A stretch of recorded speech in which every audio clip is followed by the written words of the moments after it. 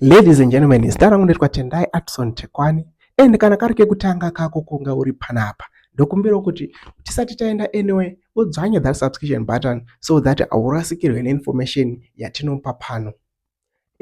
Ndisingapedzi nguva yenyu yakawanda nhasi ndinoda kuti ndibatsire hama dzangu dziri kunze uko kuti tinzwisise kuti paya pari kunzi Constitution Amendment Bill number 3 vari kurevei and what are they targeting. So first and foremost zviri kutotrai kuadreswa nemutemo ndezvekuti neamendment iyi ndeyezvekuti vawedzere makore emutungamiri wenyika kubva pa5 years kuenda pa7 years. The agenda and the reasons rakaichinzwe former information minister vachitsanangura.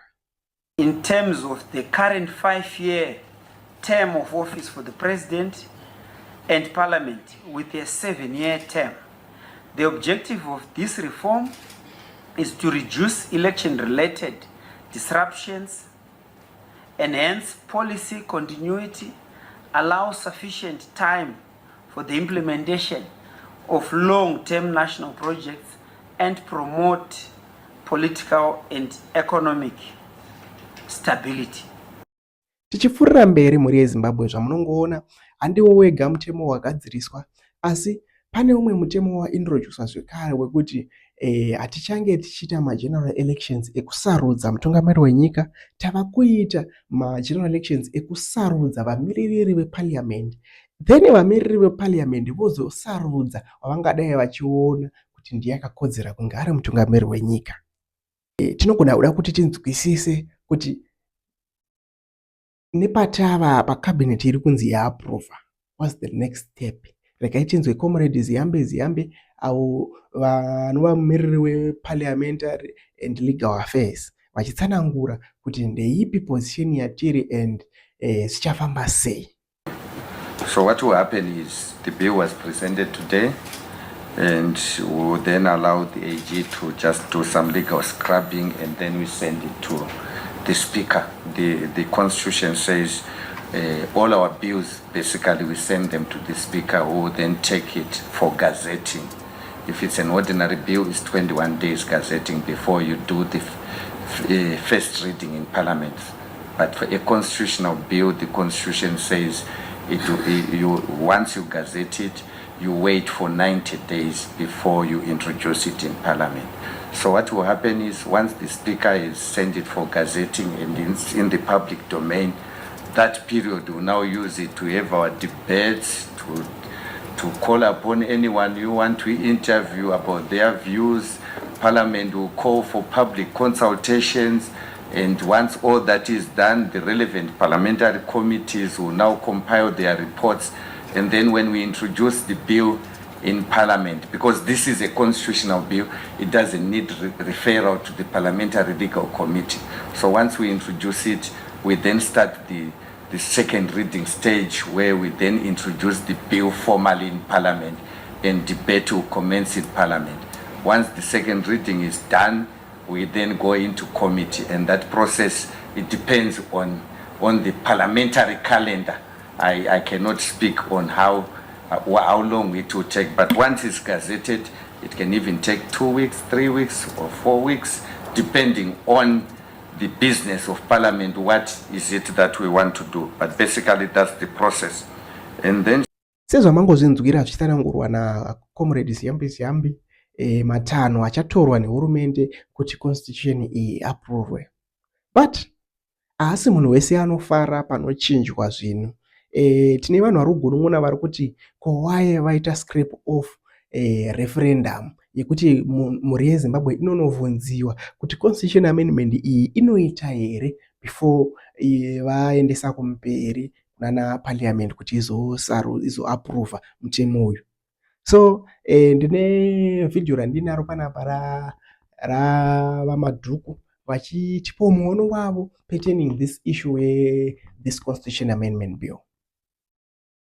Those proposals are not good for the country. There's no doubt about it. There's also no doubt that they are unacceptable to the vast majority of the people of Zimbabwe.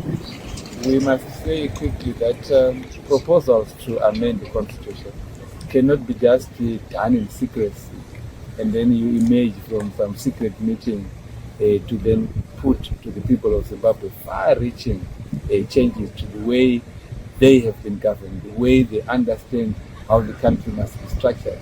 There's no person with such power in the country. Let's be clear about that. You are the president, you are Speaker of Parliament, you are a minister.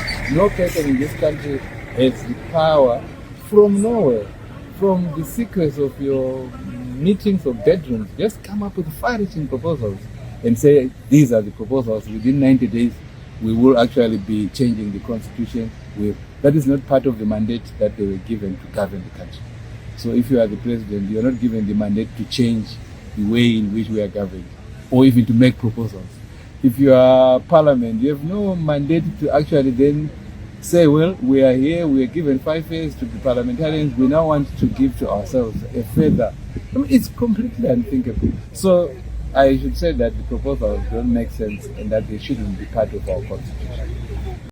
Mwonzora, there is complete dissatisfaction from Love Madhuku. Rekati Mwonzora kuti the opposition vari kuti chii pertaining this whole issue, what is their position.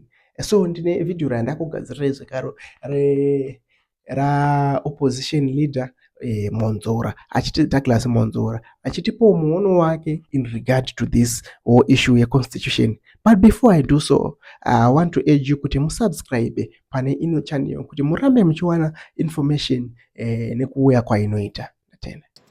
Millions of Zimbabweans have been disenfranchised. They have been substituted by members of parliament. Now, the constitution, the armed struggle of Zimbabwe was, among other things, on the demand for one man, one vote, universal suffrage. What the people who fought for this country envisaged was where Zimbabweans would vote for their leaders. That ideal of the armed struggle has just been compromised at the stroke of the pen, and we cannot accept that.